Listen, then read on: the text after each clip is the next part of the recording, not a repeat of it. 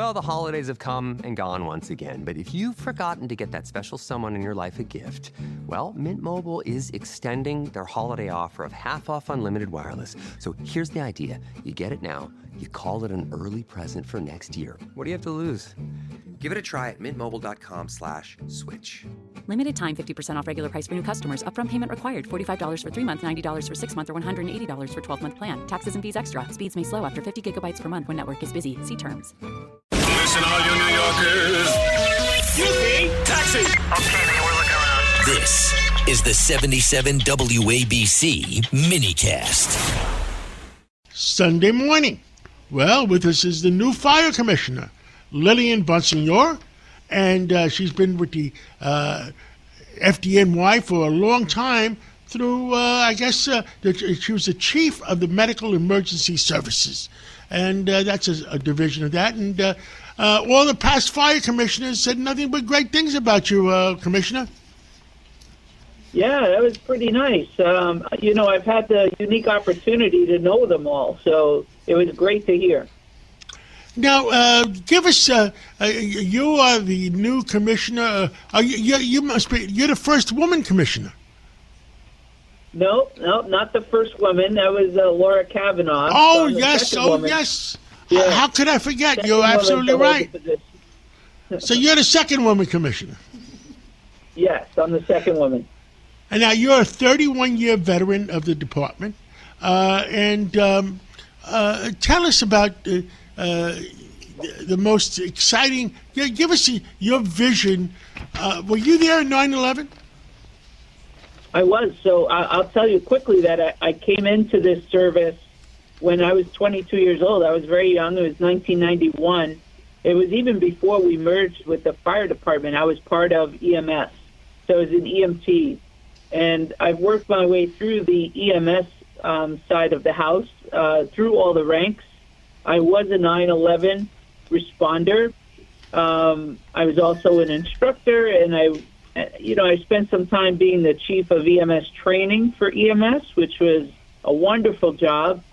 As soon as I spent a few years there, and then I was offered the position of chief of EMS operations, and I took that job in 2019. And very shortly after that, COVID came through our city.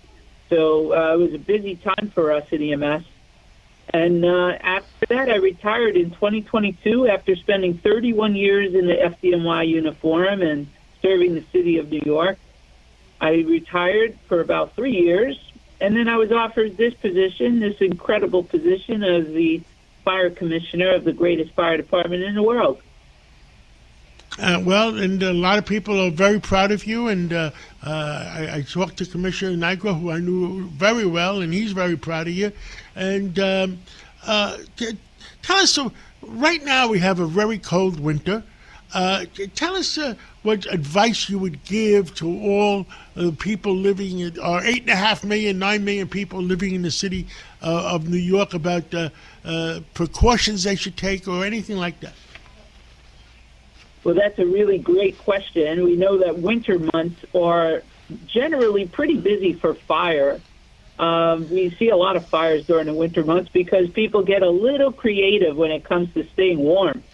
So I can tell you, I mean, I don't have to tell you, we're all living right here, but it has been pretty cold for the last couple of weeks. It's like the longest cold snap we've seen in a long time, and it followed a big snowstorm, so it's pretty cold outside.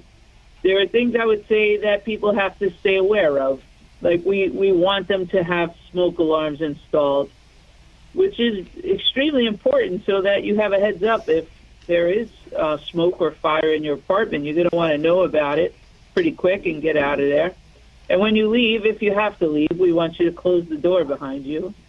So, there's lots of different things we can ask you to do. But one of the things I'll say as far as being warm is there are folks out here that use their stove to keep them warm. I would recommend that you not do that. And if you have a space heater, make sure they're 3 feet around all sides and that it's sitting on a flat surface. And don't overload your extension cords and your power strips. These are all little things we can do, but things that really make a big difference and can prevent big tragedies. Understood. Tell us what, in your mind, you probably have some thoughts of some changes you want to make to improve things in the future. I was with Police Commissioner Tish today, the other day, and she is going to break up the Bronx into two subsidiaries, or two north and south. You have any ideas of doing things with the fire department yet? Yeah, I think we have a lot of great stuff in our future. We are going to focus on modernizing our department. We are 160 years old as a department, and it's time to reinvest and try to modernize. And we're really going to be exploring technology to see how we can be safer and more efficient in our operations. And you'll see us out there a lot doing public education surrounding fire and life safety, things that you can do to keep yourself, your neighbors, your friends safe. We'll be talking to the public about what a great opportunity it is for you to come work for the fire department. I don't think a lot of people understand that this is a great career and it's accessible to you. So you'll see a lot of recruitment type conversations. And then, we want to make sure we're always on the cutting edge of operations, whether it's emergency medicine or fire suppression. And you must almost, since you spent so much time in emergency services, you must have ideas about emergency services. Yeah, I have plenty of ideas. They're an incredible group of people who do a very hard job. New York City, I don't know if you know this, but New York City has about 1.6 million calls for EMS per year. And the fire department alone is doing over 2 million calls collectively. So we're a very busy system. One of the things we're working on, and we hope happens at some point, is to increase the pay for our EMS members that work for the fire department. We're very supportive of the salary being increased so that we can continue to recruit the most extraordinary qualified members. Understood. Anything else you want to tell all of the American people as well as all New Yorkers?